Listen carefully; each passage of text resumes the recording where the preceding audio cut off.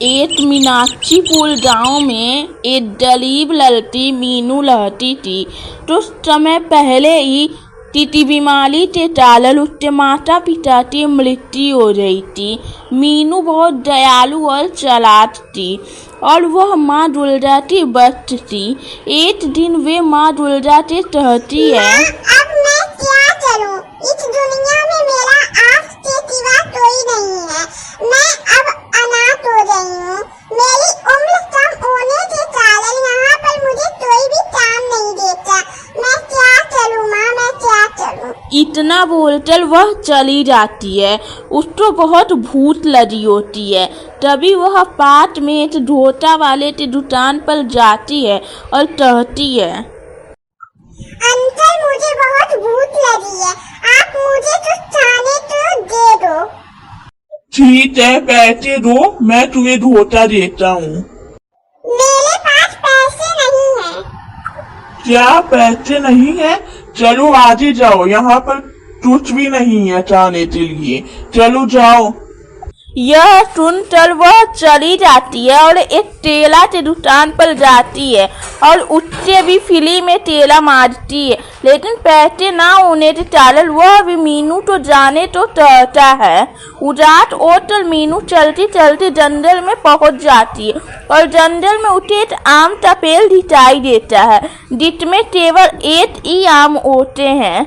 मीनू उसे लेकर खाने के लिए सोचती है, लेकिन जैसे ही वे आग बढ़ाती है, आम का पेड़ बोलता है, लूटो, मेरे पेड़ से आम को खाने के लिए तुम्हें एक पहेली को सुलझाना होगा। अगर तुम इस पहेली का सही उत्तर दे देती हो तो मैं तुम्हें अपना आम दे दूंगा। ठीक है, पूछिए। इतनी नाजुक है ये चीज, कुछ बोलते ही टूट जाएगी। बोलने के लिए इतने शब्द हैं पर फिर भी बोल नहीं पाता हूँ। ये अंतिम पहेली है, सोच समझ कर जवाब देना। बताओ वे चीज जो ना चाहते हुए भी इंसान खाता है और फिर पछताता है।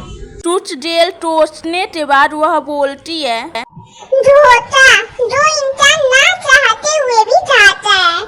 उस छोटी लड़की की समझदारी तो देखकर पेड़ बहुत खुश होता है और उसे अपना आम दे देता है। आम तो पाकर मीनू बहुत खुश होती है और वह उस आम को खाने ही जाती है। तभी वहाँ से एक बूढ़ी औरत जा रही होती है। मीनू के हाथ में आम देखकर वह मीनू के पास जाती है और कहती है, बेटी, मैंने सुबह से कुछ नहीं खाया, मुझे बहुत भूख लगी है, तुम मुझे अपना आम दे दो। उस बूढ़ी औरत की हालत देखकर बहुत ही उदास मन से वह अपना आम दे देती है।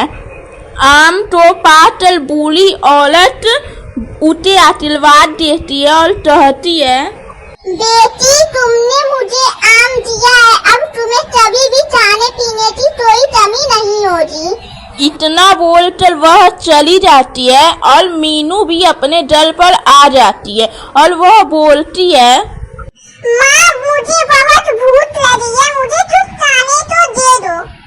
इतना बोलते ही उसके सामने अच्छे अच्छे पकवान आ जाते हैं। ये देखकर वह हैरान हो जाती है कि उसके बोलते ही यहाँ पर इतना अच्छा खाना आ गया। वह जल्दी से खाना खा लेती है और मंजिल जाके माँ दुर्गा का धन्यवाद चलती है। तभी मूर्ति से आवाज आती है, बेटी मीनू, मैंने कुछ नहीं किया, ये सब तुम्हारी चलनी का फल है। तुम्हारी चालाकी और दयालुता की वजह से ये सब हुआ है।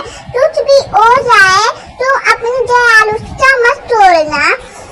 ये तब सुनकर मीनू बहुत खुश होती है और वह जल पर आती है।